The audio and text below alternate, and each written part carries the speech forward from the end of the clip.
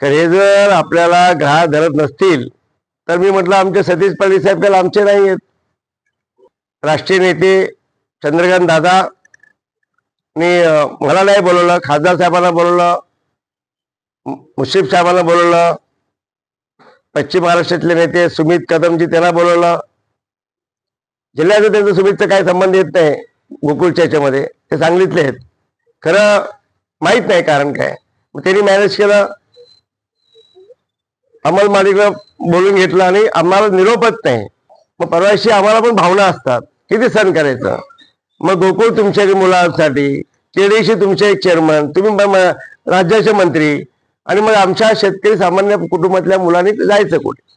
तर दादा आता उठसूट मुश्रीफ साहेबांना घेऊन चाललेत. खरं आम्हाला दादानी भाजप म्हणून कुठल्याही आम्हाला कार्यकर्त्याला जवळ केलेलं नाही. ही पहिल्यांदा मी एवढ्या मोठ्या नेत्यांवरती मी आरोप करत नाही, कारण आम्हाला भावना आहेत. तर दादांचा एकही फोन आम्हाला एकदा बैठक बसली, आपण बसून करूया म्हटले, तर आम्हाला कुठेही ग्राह्य धरत नाहीत. हीच खंत मला काल मुख्यमंत्री साहेबांना बोलायची होती. आयटीच्या नेत्यांमध्ये शिवाजी पाटील एकाकी पडले असं म्हणायचं, शिवाजी पाटलांना एकाकी पाडलं गेलंय असं म्हणायचं, नेमकं का? आता ज्या नेत्यांनी मिटिंग घेतली, मी माझा एक नेता, आमचा नेता, माझा नेता, आमचं दैवत देवेंद्र फडणवीस साहेब महाराष्ट्राचे सक्षम असे मुख्यमंत्री आहेत. एकदा त्यांनी आदेश दिला की त्याच्यापुढे आम्ही कोण येत नाही आणि त्यांच्यापुढे आम्ही कधी जाऊच शकत नाही. मला साहेबांनी सांगितलं, शिवाजी आपल्याला युतीसोबत राहायचंय. साहेबांना सांगितलं, साहेब तुमच्या पुढे शब्दच नाही आम्हाला मान्य आहे. तर साहेबांनी तेव्हा सांगितलं, मी साहेब खरं 1310 ह्या दूध संचालक आणि 400 ह्या 27 याचा हे ते 100% त्याची चौकशी लावून त्या अपात्र त्या आपल्याला ग्राह्य धरल्या जाणार नाहीत. त्यानंतर ठीक आहे म्हटलं, हो ते खरं मुख्यमंत्री साहेबांनी मला बोलले आणि भेटून घ्या सांगितलं. खरं ह्या नेत्यांनी म्हणजे खास करून आमचे राष्ट्रीय नेते चंद्रकांत दादा मला नाही बोलवलं, खासदार साहेबांना बोलवलं, मुश्रीफ साहेबांना बोलवलं, पश्चिम महाराष्ट्रातले नेते सुमित कदमजी त्यांना बोलवलं. जिल्ह्याचं त्यांचं सुमितचं काही संबंध येत नाही गोकुळच्या याच्यामध्ये, ते सांगलीतले आहेत. खरं माहीत नाही कारण काय. मग त्यांनी मॅनेज केलं, अमल माडिकला बोलून घेतलं आणि आम्हाला निरोपच नाही.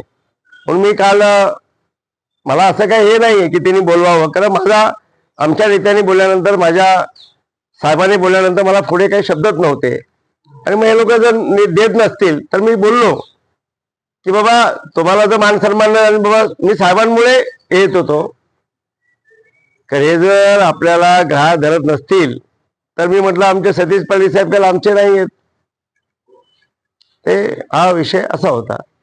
आणि मला वाटते निवडणुका चांगल्या पद्धतीने व्हावेत. मुख्यमंत्री अतिशय कडक शिस्तीचे आहेत. ते मी असो किंवा मुश्रीफ साहेब असो, कोणी असो, चुकीला माफी नाहीये, मला माहिती आहे. म्हणून आम्ही प्रामाणिकपणे हे काम करतोय आणि प्रत्येक दूध डेअरी शेतकऱ्यांच्या मुलांसाठी करतोय. आता संचालक बघा ना, 30 वर्षाचा संचालक बघा, कुठला आमचा शेतकऱ्यांचा मुलगा संचालक झाला बघितलंय का? आता ते त्यांची ताकद आहे, सोडून द्या. आपले तिथपर्यंत आमचा गोरगरीब शेतकरी तिथे पोहोचूच शकत नाही. खरं मुश्रीफ साहेब उदाहरण घ्या, 25 वर्ष मंत्री राहिलेत. माझ्या चंदगड मतदारसंघात ते मंत्री नाही आहेत का? आम्हाला आमच्याकडे केलेत का? शाळा, कॉलेज, मेडिकल, हॉस्पिटल, इंडस्ट्रियल का आलेत का? नाहीये. मग परवाशी आम्हाला पण भावना असतात, किती सण करायचं. मग गोकुळ तुमच्या मुलांसाठी, केडीशी तुमचे एक चेअरमन, तुम्ही राज्याचे मंत्री, आणि मग आमच्या शेतकरी सामान्य कुटुंबातल्या मुलांनी जायचं कुठे. आम्ही फक्त मतदानाला फक्त यायचं, झेंडे घेऊन फिरायचे. आणि कुठल्या मंत्र्यांनी केलेत? नाही केलं. आमचे चंद्रकांत दादा पण मंत्री होते, खूप मोठ्या पदे होते सगळ्या. तर मला अपेक्षा होत्या, दादानी पण आमच्या चंदगडसाठी काहीच नाही केलं. खंत आहे.